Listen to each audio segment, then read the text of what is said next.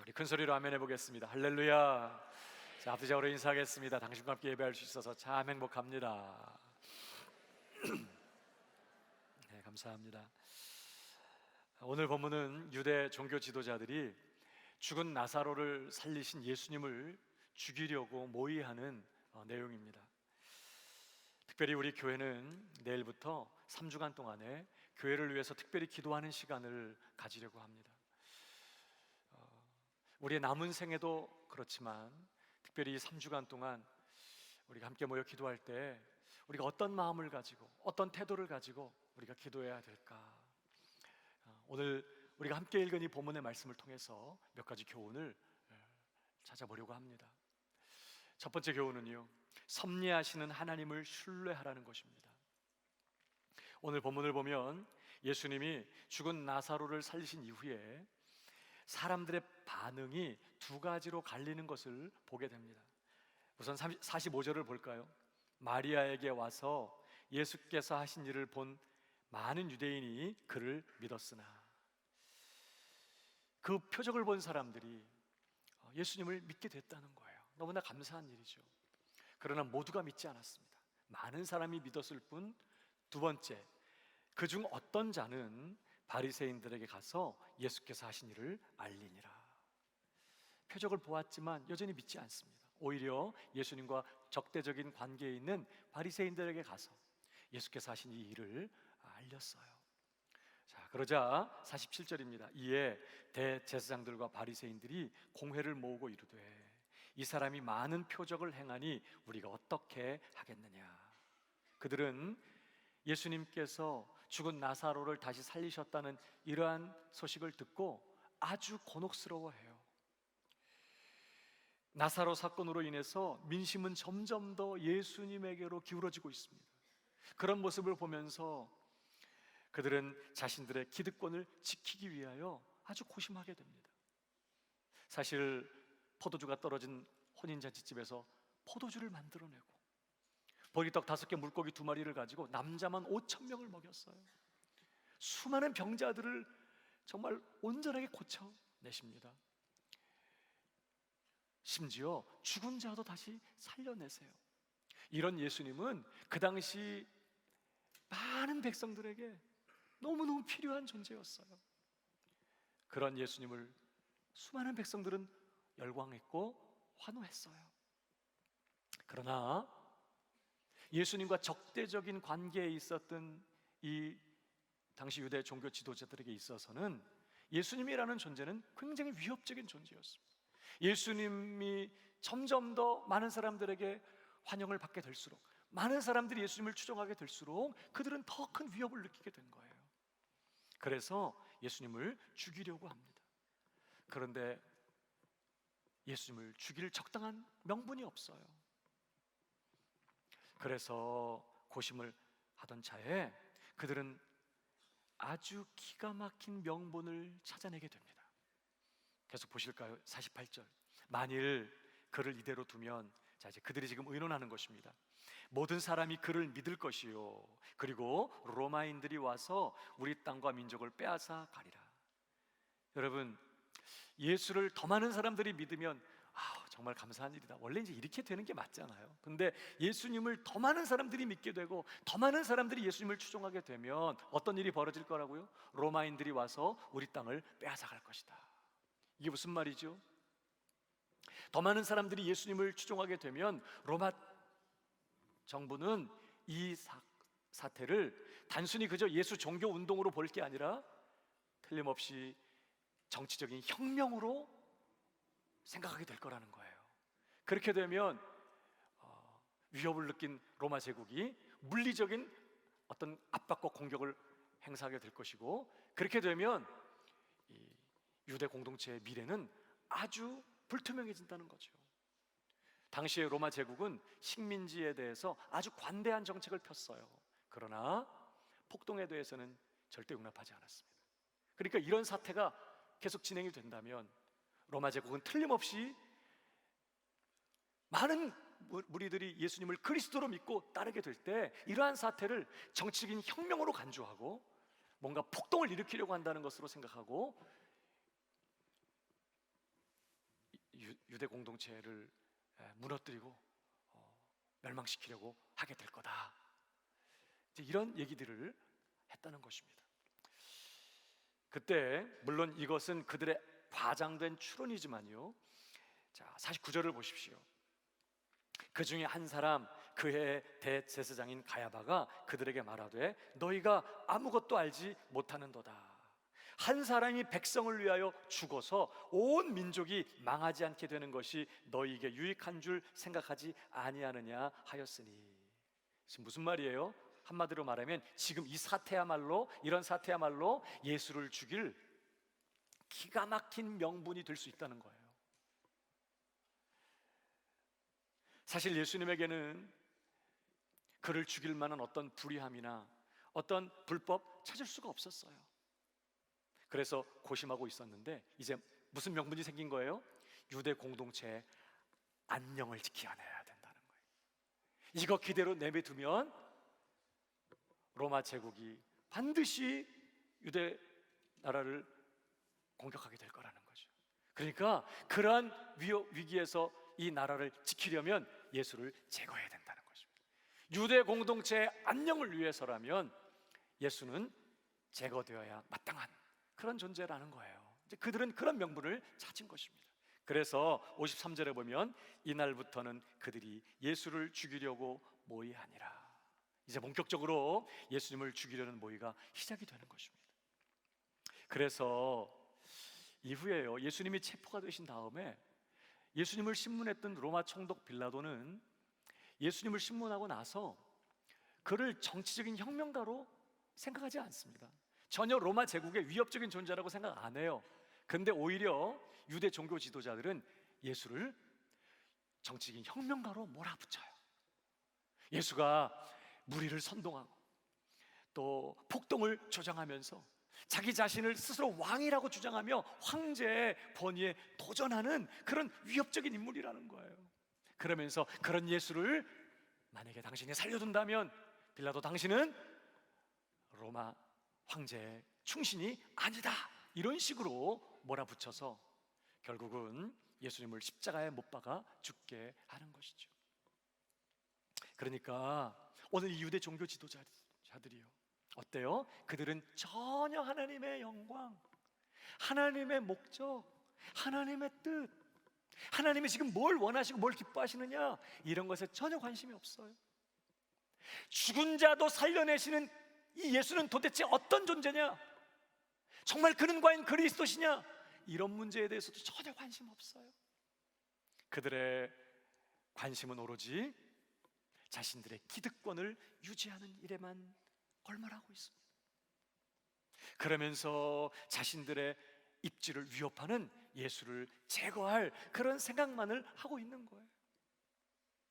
근데 말입니다, 중요한 것은 하나님은 이들의 이러한 불의하고 사악한 그런 음모마저도 하나님의 뜻을 이루는 도구로 사용하신다는 것입니다.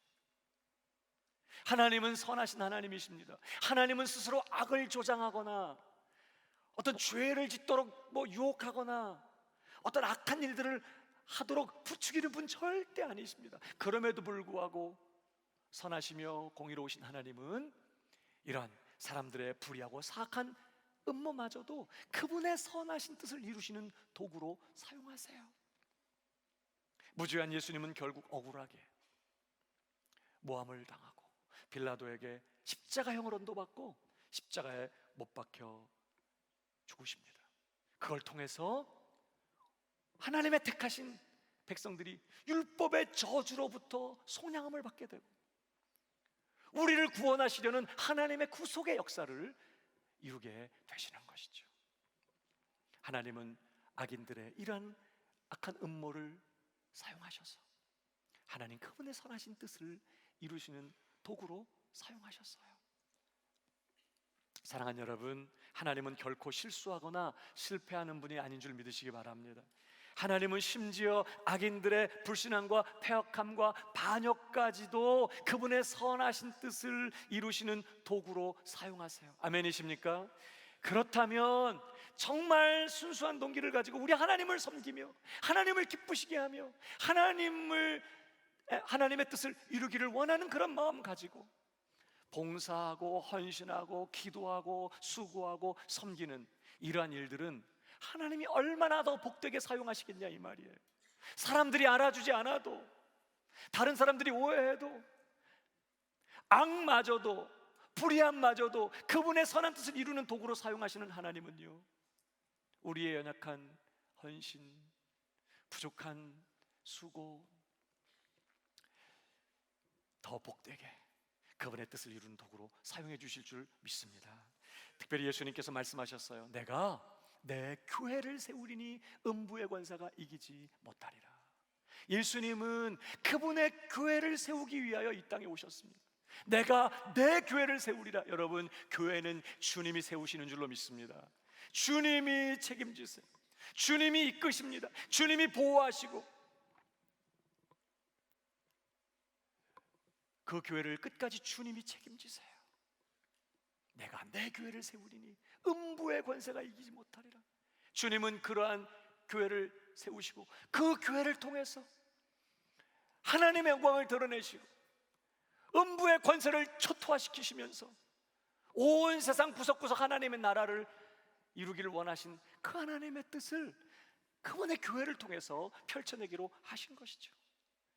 그래서 예수님은 그 교회를 세우기 위하여 그분이 원하시고 그분이 꿈꾸시고 그분이 원하시는 목적하신 그 교회를 세우기 위하여 십자가에 죽으시고 부활하셨을 뿐만 아니라 우리 한 사람 한 사람을 불러서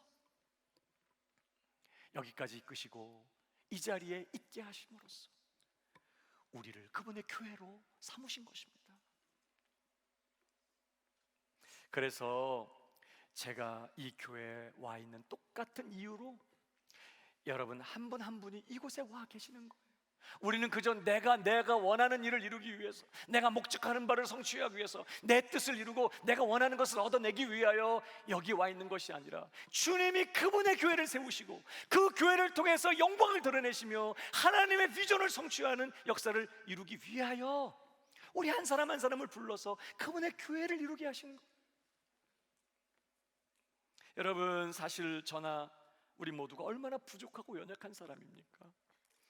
우리가 얼마나 주님께 도움이 안 되는 사람들입니까? 때로 함께 있어서 서로가 얼마나 불편하고 아픈지 몰라요. 우리가 연약하니까 우리의 모난 모습이 서로에게 상처가 되고 우리의 모난 모습이 서로에게 아픔이 되고 고통이 돼요. 그런 우리들을 주님께서 한 사람 한 사람 불러 그분의 몸으로 삼으시고 우리가 함께 모여 주님의 교회를 이루게 하셨어요. 그래서 사실 같이 있는 것이, 함께 있는 것이 참 힘들고 어떤 때는 정말 서로 다르고 함께 있는 것이 사실 서로 불편한 그런 사람들이 이렇게 주일이면 꾸역꾸역 모이는 게 기적이라니까. 어떤 때는 서로 싸우면서도 모여. 주일이면 사명감 가지고 모여. 이게 얼마나 큰 은혜이고 얼마나 큰 기적인지 몰라요. 주님이 그렇게 연약한 우리들을 불러서 서로에게 짐이 되고 부담이 되고 고통이 될 수밖에 없는 우리 한 사람 한 사람을 그렇게 불러서 이끄시고 이 자리에 있게 하시고 그분의 몸된 교회를 삼으시고 우리를 통해서 하나님의 영광을 드러내시고 온 세상 나라가 주와 그 그리스도의 나라가 되게 하시는 이 꿈을, 이 하나님의 비전을 이루려고 하셨던 것이죠. 그러므로 사랑하는 여러분, 우리는 끝까지 바로 그 하나님이요, 지금도 살아계시면서 우리 가운데 일하시는, 그리고 이 모든 것들 우리 안에 허락하시고 이 모든 것이 합력하여 선이 되도록 역사하시는 그 섭리하시는 하나님을 신뢰해야 될 줄로 믿습니다. 사람들의 죄악과 반역, 불순종마저도 그분의 목적을 이루도록 섭리하시는 하나님은 우리의 모나고 부족하고 연약한 모습, 또 우리의 부족한 헌신, 수고, 기도를 다 사용하셔서 더 복되고 아름다운 그분의 역사를 펼쳐내실 것입니다. 그러므로 사랑하는 여러분, 너무 조급하게 생각하지 않으셨으면 좋겠어요. 서로의 못나고 부족한 모습, 내 생각과 다른 모습을 넉넉한 마음으로 받아주십시오. 하나님 그분을 신뢰하는 믿음 가지고, 그 섭리하시는 하나님이요, 이 모든 것 허락하시고 이 모든 것 통하여 합력하여 선을 이루어내고야 마실 그 선하신, 그 신실하신, 그 섭리하신 하나님을 신뢰하는 믿음을 가지고 서로 다른 모습, 서로 불편한 모습을 받아주고 참아주고 기다려주고 용납해주는 그런 저와 여러분이 되셨으면 좋겠습니다. 때로 교회가 내 뜻대로, 내 생각과 내 의견대로 되지 않는다고 분노하거나 실망하지 마십시오. 내 기준이나 생각으로 다른 사람을 판단하거나 비난하기보다는 이 모든 일들을 통해서 그분의 역사를 펼쳐 가실 그 능력의 하나님이요, 그 지혜의 하나님이요, 그 선하시고 그 신실하신 하나님, 섭리하시는 하나님을 바라보고 그분을 기대하면서 하나님 그분의 뜻이 이루어지고 하나님 그분의 목적이 이루어지도록 함께 기도하는 저와 여러분 되어야 될 줄로 믿습니다. 사랑하는 여러분, 주님의 교회는 절대로 무너지지 않습니다. 시작하신 하나님께서 끝까지 붙드시고 책임지시며 이루어 가실 것입니다. 그 섭리하시는 하나님, 그 하나님을 신뢰하고 그 하나님을 기대하고 그 하나님을 바라보며 끝까지 그 하나님을 정말 붙드는 저와 여러분, 우리 모두가 되기를 주님의 이름으로 축복합니다. 두 번째 요점은요, 십자가가 내 삶의 방식과 원리가 되게 하라는 것입니다. 다른 말로 하면 십자가를 붙잡으라 하는 거예요. 49절에 보니까 그 중에 한 사람, 그 해의 대제사장인 가야바가 그들에게 말하되 너희가 아무것도 알지 못하는도다. 한 사람이 백성을 위하여 죽어서 온 민족이 망하지 않게 되는 것이 너희에게 유익한 줄을 생각하지 아니하는도다 하였으니. 51절, 이 말은 스스로 함이 아니요 그 해의 대제사장이므로 예수께서 그 민족을 위하시고 또 그 민족만 위할 뿐 아니라 흩어진 하나님의 자녀를 모아 하나가 되게 하기 위하여 죽으실 것을 미리 말함이로라. 그러니까 여기 51절과 52절은 가야바가 했던 말에 대해서 사도 요한이 부연 설명을 한 것입니다. 그러니까 지금 그 해 대제사장이었던 가야바가 자기도 모르게 예언을 했다는 거예요. 여러분, 지금 이 말씀을 보면 예수님은 어쩌다가 죽는 게 아니라는 것입니다. 우연히 죽는 게 아니에요. 예수님은 그의 죽으심에 목적이 있다는 거예요. 가야바는 우연히 얘기했지만 아주 중요한 진리를 드러냈어요. 예수님이 죽으시는 목적, 그게 뭐죠? 어떤 목적 때문에 죽으세요? 여기 있는 말씀처럼 그 민족만 위할 뿐 아니라 흩어진 하나님의 자녀를 모아 하나가 되게 하기 위하여 죽으실 거라는 거예요. 이걸 위해서 예수님이 죽으신다는 거예요. 그러니까 한마디로 말하면 교회를 세우시기 위하여 죽으실 거라는 뜻이에요, 이 말씀이. 근데 여러분, 이 말씀을 자세히 들여다보면 교회를 향한 우리 주님의 뜻, 이 교회를 향한 우리 하나님의 뜻이 뭐예요? 흩어진 하나님의 자녀들을 모아 하나가 되게 하실 거라고 했어요. 교회가 하나가 되는 것입니다. 유대 민족만이 아니라 흩어진 모든 하나님의 자녀들이 하나가 되는 것, 유대인과 이방인이 하나가 되고 흩어진 하나님의 자녀들이 하나가 되는 이 일이 교회를 향한 우리 하나님의 뜻이고, 바로 예수님은 바로 이 일을 이루시기 위하여 십자가에 죽으신다는 것입니다. 그러니까 십자가는 뭐예요? 교회를 세우시고 그 교회가 하나 되게 하시는 예수님의 방법이라는 거예요. 예수님은 다른 걸로 하지 않으셨어요. 십자가로 하세요. 여러분, 그런데요, 예수님의 이 십자가는 예수님의 공생의 마지막 사역이 아닙니다. 물론 지금 예수님은 계속해서 십자가의 죽으심을 향하여 나아가고 계세요. 그러나 이 십자가의 죽으심은 단순히 예수님의 공생의 마지막 사역이 아니에요. 사실은 예수님의 십자가는요, 예수님의 모든 삶과 사역의 방식이자 원리였어요. 예수님은 죽으심으로 사신 거예요. 십자가로 사셨고 십자가로 사역하셨어요. 다시 말하면 죽으심으로 사셨고 죽으심으로 사역하셨다는 거예요. 여러분, 예수님께서 십자가에 못 박히시기 전에 십자가 못 박혀 죽으시기 전에 이미 이렇게 말씀하셨어요. 요한복음 10장 11절 보십시오. 나는 선한 목자라. 선한 목자는 양들을 위하여 목숨을 버리거니와. 목숨을 버린다고 말씀합니다. 요한복음 10장 14절 15절 나는 선한 목자라 해놓고 마지막에 보면 나는 양을 위하여 목숨을 버리노라. 여기 목숨을 버리거니와 목숨을 버리노라 다 현재형으로 되어 있습니다. 단어가. 지금 아직 예수님은 십자가 못 박히지 않은 상태잖아요. 그 시점으로 보면 예수님이 십자가에 달리는 것은 미래의 일이에요. 내가 양들을 위하여 목숨을 버릴 것이다, 이렇게 쓰는 게 맞을 것 같습니다. 근데 예수님은 현재형으로 쓰셨어요. 지금 계속해서 목숨을 버리고 계신다는 거예요.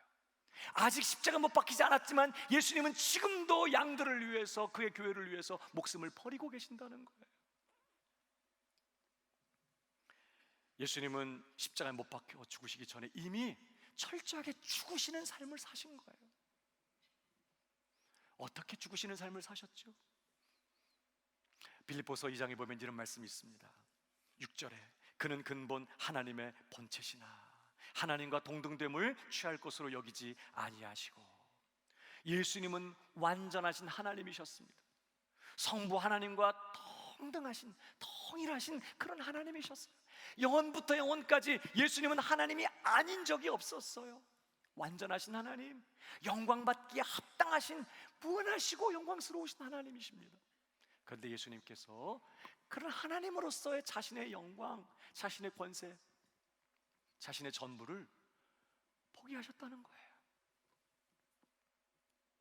그리고는 그 다음 절에 보니까 오히려 자기를 비워 종의 형체를 가지사 사람들과 같이 되셨고, 하나님이 사람이 되셨어요.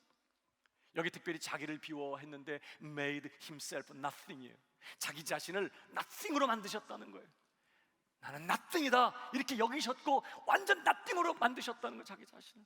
완전하신 영원하신 하나님이 자기를 완전히 비우시고 자기를 아무것도 아닌 것으로 여기시고 종이 되셨어요. 사람이 되신 것입니다. 그리고 그 다음 절 보면 사람의 모양으로 나타나사 자기를 낮추시며 죽기까지 복종하셨으니. 누구에게 복종하시는 거예요? 하나님께 복종하셨으니 곧 십자가에 죽으심이라. 그리고 예수님 완전히 자기 자신을 포기하셨습니다. 자신은 아무것도 아닌 것으로 여기셨어요. 그리고 하나님의 뜻에 완전하게 자기를 내어놓으셨습니다. 내 의지, 내 뜻 완전히 내동댕이 쳐버리고 하나님의 뜻에 완전히 자기를 내어 맡기고 하나님의 뜻에 완전히 굴복하셨다는 거예요. 그렇게 죽으셨어요. 그렇게 죽으심으로 하루하루를 사셨고, 그렇게 죽으심으로 사역하셨고, 그렇게 죽으심으로 십자가를 지셨다는 뜻이에요. 그래서 요한복음 12장 24절에 보면요, 우리 같이 읽어보겠습니다. 시작. 너희에게 이르노니 하늘의 밀이 땅에 떨어져 죽지 아니하면 하늘 그대로 있고 죽으면 많은 열매를 맺느니라. 그러니까 열매 맺는 비결이 뭐예요? 내가 죽는 것입니다. 이거밖에 없다는 거예요. 죽어야 열매를 맺는 것처럼 예수님도 그렇게 하나님의 뜻을 이루기 위하여 철저히 죽는 삶을 사셨고, 그 죽음의 삶의 끝자락이 십자가였고, 동일하게 우리도 그 길을 걸어야 된다고 촉구하고 계시는 거예요. 죽어야 열매를 맺어요. 다시 말하면 뭐예요? 내 생각, 내 기준, 내 고집, 내 자존심, 나라고 하는 것, 내 자신을 철저히 포기해야 돼요. 나는 nothing, 아무것도 아니라고 여겨야 돼요. 그리고 완전히 하나님의 뜻에 나를 내어 맡겨야 되는 것입니다. 하나님, 나는 아무것도 아닙니다. 오직 하나님 당신의 뜻만 이루어지게 되기 원합니다. 나는 그 뜻을 이루기 위하여 오늘을 살겠습니다. 완전히 하나님의 뜻에 나를 맡기고 하나님의 뜻에 완전히 굴복해야, 그렇게 죽어야 열매를 맺게 되고 하나님의 뜻은 이루어지고 하나님은 영광 받으시게 된다는 것이죠. 여러분, 그런 예수님을 맹렬하게 쫓아갔던 성도 한 사람이 있어요. 바로 사도 바울이에요. 그가 주님께서 맡기신 사역을 감당하면서 그는 뭐라고 고백합니까? 나는 날마다 죽노라. 그는 매일 죽음을 결정하고 죽음을 선택하고 죽음의 방식으로 살았어요. 나는 날마다 죽노라. 여러분 날마다 죽노라. 어떻게 살았을까요? 여러분 고린도후서 4장 10절에 보니까 이런 말씀이 있습니다. 우리가 항상 예수의 죽음을 몸에 짊어짐은, 예수의 죽음을 내 몸에 짊어진다. 이게 무슨 말이죠? 나는 주님과 함께 죽었습니다. 나는 주님과 함께 완전히 끝장났습니다. 주님과 함께 십자가 못 박혔고, 주님과 함께 무덤에 장사된 바 되었고, 주님과 함께 완전히 끝났습니다. 나는 이제 더 이상 살지 않습니다. 예수의 죽음을 내 몸에 짊어짐은 왜 그렇게 한다고요? 예수의 생명이 또한 우리 몸에 나타나게 하려 함이라.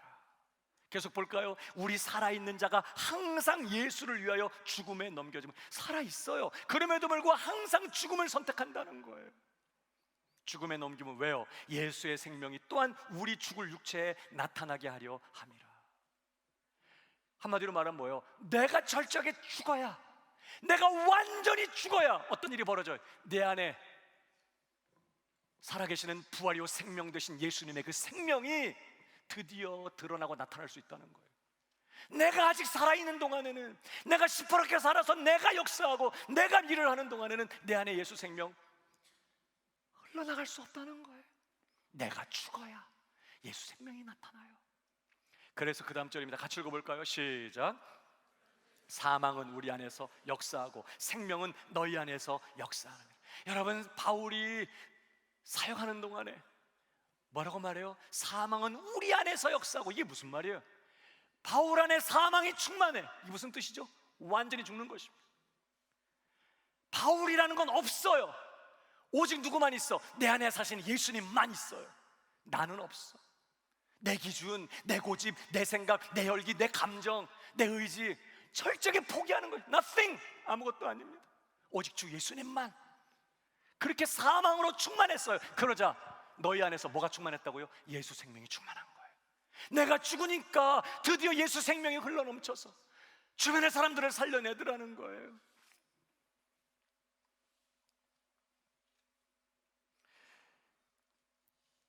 여러분, 좀 다른 표현일 수 있겠습니다만 우리가 지금 살펴보고 있는 이 나사로 부활 사건, 여러분 그 11장 요한복음 10장 39절에 예수께서 이르시되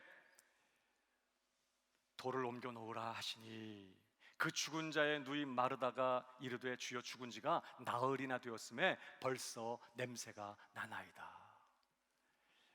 벌써 죽어서 이제 시체 썩는 냄새가 막 나는 거예요. 그러자 예수님께서 뭐라고 말해요?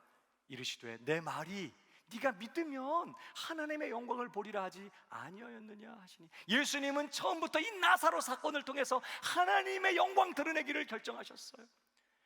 이 사건을 통해서, 이 나사로 사건을 통해서 예수님 영광 나타내기로 결정하셨던 거예요. 그래서 예수님 언제까지 기다리셨어요? 예수님 언제까지 기다린 거예요? 나사로가 죽을 때까지 기다리신 거예요. 막 아프고 신음하면서 막 살려달라고 발버둥 치고 막 숨 꼴딱꼴딱 넘어갈 때 예수님 그냥 내버려 두십니다. 언제까지? 숨 끊어서 죽을 때까지. 죽어야 돼요. 나사로는. 그래야 하나님의 영광이 드러날 수 있어요. 하나님이 그를 통해 작정하신 영광이 드러나려면 나사로는 죽어야 돼. 죽어가다가 살아나면 안 돼요.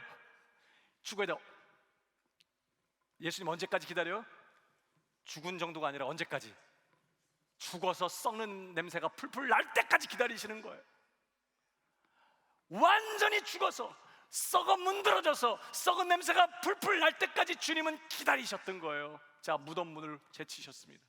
그 더운 지방에서 무덤 문을 열 때 어떤 냄새가 났을까? 향긋한 냄새는 아니었겠죠. 아마 시체 썩는 냄새가 확 풍겨져 나오지 않았겠어요? 근데 말입니다, 그 무덤 앞에서 그 시체 썩는 냄새가 풍겨나는 그 자리에서 예수님, 아버지여 내 말 들으신 것을 감사하나이다. 이 말씀 없는 것은 나를 위함이 아니라 내 곁에 있는 이 사람들을 위함인 것입니다. 하나님의 영광 드러낼 시간이 왔다는 거예요. 그러면서 그 자리에서 감사하셨어요. 여러분, 우리에게도 마찬가지. 예수님은 우리가 어떻게 될 때까지 기다리실까? 주님 못 살겠어요. 주님 너무 힘들어 죽겠어요. 하나님 지금 좀 어떻게 살려주세요. 하나님 좀 죽을 것 같아요 하나만 그 막 할 때 주님 언제까지 기다리실까?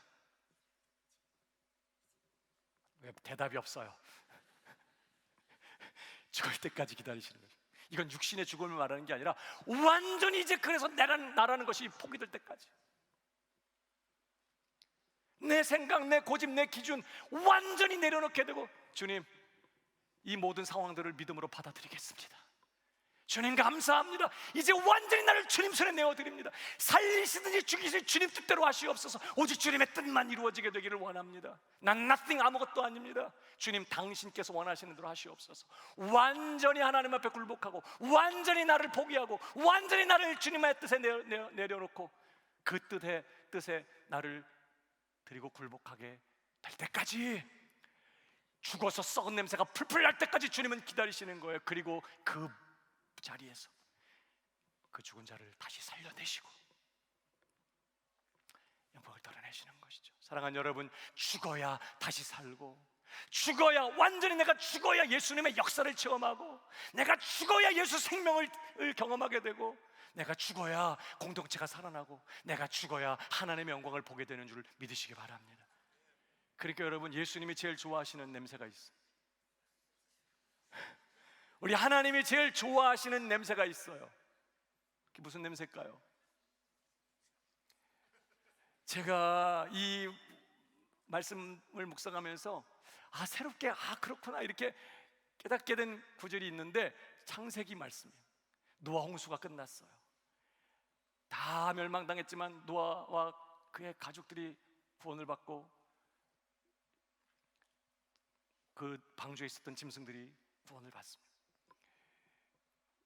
여러분, 거기 창세기 8장 20절에 보면요, 노아가 여호와께 제단을 쌓고 모든 정결한 짐승과 모든 정결한 새 중에서 제물을 취하여 번제로 제단에 드렸더니, 여러분 번제가 뭐예요? 짐승을 잡아서 완전 해체시켜 버리는 거예요. 각을 뜨고 다 해체시켜서 어떻게 해요? 단에 올려놓고 뭐 어떻게 하는 거예요? 불로 태워서, 완전히 불로 싹 다 태워서 재물은 형체도 없이 한 줌의 재로 사라져 버리는 것입니다. 그렇게 완전히 불태워서 하나님 앞에 드리는 이 번제를 드렸더니, 그 다음 절, 여호와께서 그 향기를 받으시고 그랬어요. 여러분, 여기 향기가 무슨 향기죠?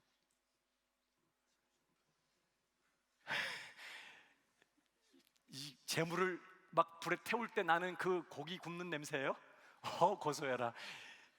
여러분, 지금 고기 굽는 냄새를 하나님이 향기라고 여기셨을까? 하나님은 그런 육신적인 그런 것에 반응하는 분이 아니세요. 하나님도 삼겹살 굽는 냄새가 좋았다 이런 뜻이 아닙니다. 여러분, 번제로 드렸을 때 하나님이 향기로 받으셨다. 번제가 뭐예요? 완전히 제물이 죽는 것입니다. 제단 위에 올라간 제물이 형체도 없이 사라져 버리는 거예요. 불에 완전히 죽는 것입니다. 하나님은 그것을 향기로 받으신다는 거. 여러분, 에베소서 5장 2절을 다시 보십시오. 그리스도께서 너희를 사랑하신 것 같이 너희도 사랑 가운데 행하라. 그는 우리를 위하여 자신을 버리사. 자신을 버렸다는 게 뭐예요? 완전히 죽으신 거예요. 십자가의 죽음을 포함해서 그는 철저하게 자기를 버리셨어요. 죽음으로 사신 거예요. 죽음으로 사역하셨어요. 죽음으로 하나님을 섬기셨어요. 자기 신을 버리사, 그 다음 뭐예요? 향기로운 제물과 희생제물로 하나님께 드리셨다. 자기를 버리셔서 자신을 향기로운 제물로 드렸다는 거예요. 뭐가 하나님 앞에 향기로운 거예요? 완전히 죽어지는 것입니다. 완전히 자기를 포기하고, 완전히 제물이 제단 위에 올라가서 아직 살아있으면 안 돼요. 죽고 완전히 불에 태워져야 하나님께 향기로 받으시는 것처럼, 예수님도 그렇게 완전히 자기를 버리사 자기 자신을 향기로운 제물로 드리신 것처럼, 여러분, 성경에 보면 인간의 마음은 심히 거짓되고 부패하다고 했어요. 만물보다 거짓되고 부패한 게 사람의 마음이라고. 이 마음에 있는 이 미움, 악감, 원망, 불평, 시기, 질투, 탐심, 여러분, 이런 것들이 얼마나 고약한 냄새를 풍기는 악취가 되는지 몰라요. 하나님께는 이런 것이 버젓이 살아있는 상태에서는요, 절대로 하나님 앞에 향기가 될 수 없어. 우리 자신 방법은 하나밖에 없어. 죽어버리는 것입니다. 완전히 죽는 거예요. 예수님의 죽으심을 나의 죽음으로 받아들이고, 예수님이 그렇게 사신 것처럼 나도 나 자신을 완전히 포기하고, 내 혈기, 내 기준, 내 고집, 내 생각이라는 거, 내 자존심이라는 거, 나 자신이라는 걸 완전히 내어버리고 죽는 것입니다. 그럴 때, 그렇게 자기를 버릴 때 우리의 삶은 하나님께 향기로운 제물이 될 것입니다. 생각해 보십시오. 나는 하나님 앞에 향기로운 제물이에요? 악취나는 제물이에요? 아직도 내가 시퍼렇게 살아서 사람은 내 안에 살아계신 예수님을 보는 게 아니라 여전히 혈기 많은 나를 보고, 욕심 많은 나를 보고, 여전히 내 고집대로 내 마음대로 사는 나를 보고 있다면 우리는 절대 경건한 모습으로 예배를 드리고 있어도 향기로운 제물 아닐 것입니다. 철저히 내가 죽고 사망이 내 안에 충만해서 나는 형체도 없이 사라지고 오직 예수 그리스도만 드러나게 될 때 하나님은 향기로 받으실 것입니다. 우리의 그런 삶이 다른 사람들에게 생명을 흘려보내는 그런 통로가 될 것입니다. 십자가가 내 삶의 방식이 되게 하십시오. 세 번째로 또 하나의 교훈입니다. 오직 하나님의 뜻에 초점을 맞추라는 거예요. 54절입니다. 그러므로 예수께서 다시 유대인 가운데 드러나게 다니지 아니하시고 거기를 떠나 빈들 가까운 곳인 에브라임이라는 동네에 가서 제자들과 함께 거기 머무시니라 그랬습니다. 예수님께서 종교 지도자들의 음모를 아시고, 죽이려는 음모를 아시고 이제 그들을 떠나셔서 에브라임이라는 동네로 가셔서 제자들과 함께 머무셨다, 이렇게 말씀해요. 여러분, 그런데 이 말씀은 예수님이 죽음이 두렵거나 자기를 핍박하는 자들이 두려워서 피하셨다는 뜻이 물론 아닙니다. 예수님이 지금 에브라임이라는 동네로 떠나 가셔서 거기 머무신 이유는 뭐죠? 사람들이 두려워서가 아니라 왜 거기를 떠나세요? 왜 유대인들을 떠나서 그곳으로 가시죠? 이유는 하나입니다. 아직 하나님이 정하신 때가 이르지 않았어요. 임박했지만 아직은 아니에요. 지금 죽으시면 안 돼요. 하나님이 정하신 때가 있어. 그 시간이 있어. 그때 죽으셔야 돼요. 그러니까 예수님이 지금 피하시는 것입니다. 지금 잡히면 안 돼. 지금 죽으시면 안 되니까. 그래서 예수님 피하시죠. 얼마 후에 하나님의 정하신 때가 딱 되었을 때 예수님은 나귀를 타고 의연하게 예루살렘 성에 입성하십니다. 그러니까 예수님은 그저 형편되는 대로, 상황되는 대로 사신 분이 아니었어요. 자기의 계획을 가지고 사신 분도 아니었어요. 그분은 철저하게 하나님의 뜻에 초점을 맞추고 사셨어요. 나를 향한 하나님의 뜻, 하나님의 뜻, 여기에 초점을 맞추고 그 뜻을 이루는 일에 전념하시고 몰두하시는 그런 인생을 사셨어요. 예수님의 기도 제목은 하나예요. 아버지의 이름이 거룩히 여김을 받으시고 아버지 나라가 임하시고 아버지의 뜻이 하늘에서 이루어진 것처럼 땅에서도 이루어지게 되기를 원합니다. 이것이 우리 주님의 기도 제목이었고 그를 따르는 우리 모두에게 주신 기도 제목이에요. 하나님의 뜻. 여러분, 그래서요, 하나님의 뜻에 초점을 맞추고 사셨던 예수님이 그래서 항상 힘쓰신 게 있었어요. 뭘까? 하나님의 뜻을 확인하고 그 뜻에 맞추어서 오늘을 살면서 하나님의 그 뜻을 이루어드리는 삶을 사시기 위하여 예수님이 힘쓰셨던 것이 하나 있었어요. 오늘 본문에 보니까요, 이런 말씀이 나와요. 여러분, 예수님께서 지금 유대인들을 떠나서 가실 수 있는 곳이 많아요. 그렇죠? 예수님이 피신하실 수 있는 곳이 많습니다. 근데 어디로 가셨다고 해요? 에브라임이라는 동네로 갔대요. 근데 오늘 성경은 그 에브라임에 대해서 뭐라고 설명하고 있어요? 이 에브라임이 어떤 곳이에요? 빈들 가까운 곳인 에브라임이라는. 요한은 이런 표현을 안 해도 될 거예요. 그냥 에브라임이라는 동네로 가셨다 이렇게 할 수도 있었어요. 근데 굳이 이 에브라임에 대해서 설명을 해요. 빈들 가까운 곳인 에브라임이라는 동네로 가셔서 거기 머무셨다. 여러분, 여기 이 빈들이라는 에레모스라고 하는 이 단어는요, 예수님의 공생애와 관련해서 아주 여러 번 등장하는 단어예요. 여러 가지 표현으로 번역이 됐었어요. 광야, 한적한 곳, 뭐 빈들, 뭐 이런 여러 가지 단어로 번역이 됐지만 단어는 똑같았어. 이 빈들, 이 에레모스는요, 자, 세례 요한이 처음으로 하나님의 말씀을 받은 곳이기도 했어요. 하나님의 말씀이 빈들에서 세례 요한에게 임하니라. 여러분, 빈들 아무것도 없는 곳입니다. 거의 황량한 사막 같은 곳이, 아무것도 없는 곳, 오가는 사람도 없고 뭐 복잡하게 뭐 할 일도 없고 아무것도 없는 곳. 그래서 하나님만 바라보게 되는 것이, 그 빈들에서 하나님의 말씀이 세례 요한에게 임했어요.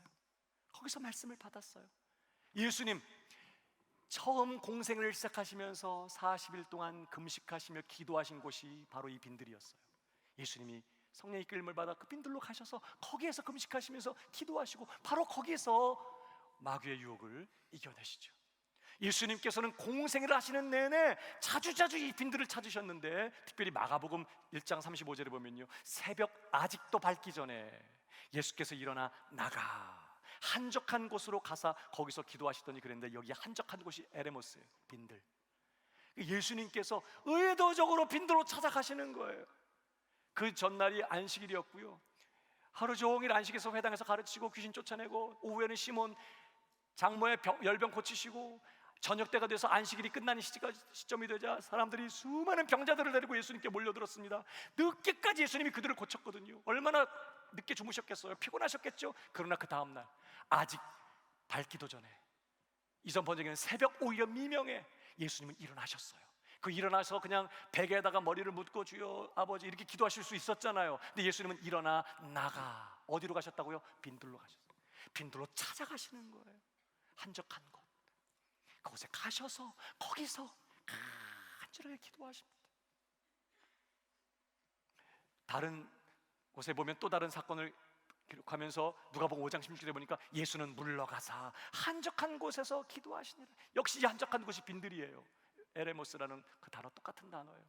그 예수님은 자주자주 사역하는 때에도 사역의 자리를 떠나셨어요. 사람들에게서 떠나셨어요. 심지어는 제자들에게서도 떠나셔서 이 빈들로 찾아가셔서 거기서 자신의 영혼을 쏟아부으며 간절히 기도하셨던 것이죠. 그러니까 여러분, 오늘 왜 예수님께서 마지막 시간이 가까워 온 지금 이 빈들 가까운 곳에 머무셨을까요?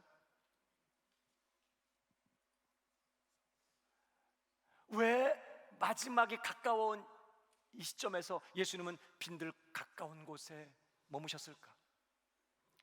그 빈들에서 기도하시기 위함이었어요. 이 마지막 시점에 이제는 거의 임박했거든요. 정확한 타이밍이 필요해요. 그러니까 그 시점에 마치 코치의 감독의 어떤 작전 지시를 보면서 끊임없이 선수가 뭔가 이렇게 감독을 주시하고 있는 것처럼 그 마지막 시점에 정확한 타이밍에 움직이시기 위해서, 하나님이 정하신 정확한 타이밍에 움직이시기 위해서 예수님은 더 자주 이 빈들로 가셔서 기도하기 위하여, 예수님은 그저 물 좋고 그저 쇼핑몰 가까운 데 있는 그런 곳에 머무신 게 아니라, 어떤 휴양지 같은 곳에 가서 마지막 시간을 보내신 게 아니라 이 빈들 가까운 곳에 머무시면서 자주자주 그 빈들로 나아가 기도하셨던 것이죠. 사랑하는 여러분, 우리도 마찬가지입니다. 하나님의 뜻에 초점을 맞추며 살기 원한다면, 정말 하나님의 그 뜻을 알고 정말 그 뜻을 이루는 그런 삶을 살기를 원한다면 우리도 먼저 빈들로 가야만 해요. 그저 하나님 뜻대로 살겠습니다 이렇게 결단하고 하나님 뜻대로 살기를 원합니다 작정한다고 되는 게 아닙니다. 빈들로 가야 됩니다. 자주 그 빈들에 머물러야 하는 것이죠. 아무것도 없는 그곳, 오직 하나님 앞에 홀로 머물러서 하나님만을 바라보는 그곳, 그 빈들에서 말씀을 읽고 기도하는 시간에 나 자신을 드려야 되는 것입니다. 우리는 그 빈들에서 하나님의 거룩하신 뜻을 배우게 되고, 우리는 비로소 그 빈들에서 그 하나님의 뜻을 이루는 삶을 살 힘과 능력을 하늘로부터 공급받게 될 것입니다. 우리의 위기는 돈이 없는 게 아니에요. 우리의 위기는 건강이 연약한 게 아닙니다. 우리의 위기는 우리가 지면 어떤 문제들이 아니에요. 우리의 위기는 우리의 삶의 빈들이 사라지고 있는 것입니다. 빈들로 가는 걸 싫어해. 거기 누가 좋아하겠어요, 빈들. 그저 사람들이 많이 모이는 시장바닥 같은 곳, 복잡하고 분주한 곳에 머물면서 노닥거리고 시간 보내기를 사람들은 원해요. 사람들이 보이지 않더라도 스스로 세상을 향한 창문을 열어놓고, 그 밑에 유튜브라고 써 있어요. 그런 창문을 열어놓고 세상을 보면서 탐하고 부러워하고 즐거워하고, 우리의 삶에 빈들이 사라지고 있습니다.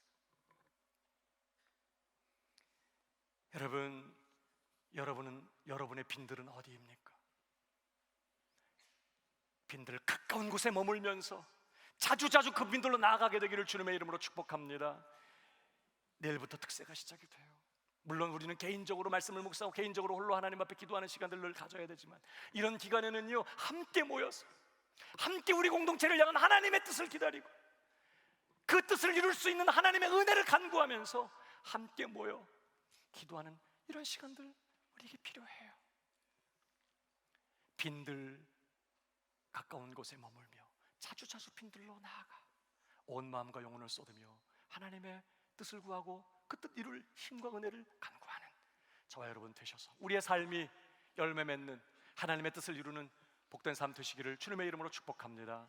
우리 모두 자리에 일어나겠습니다.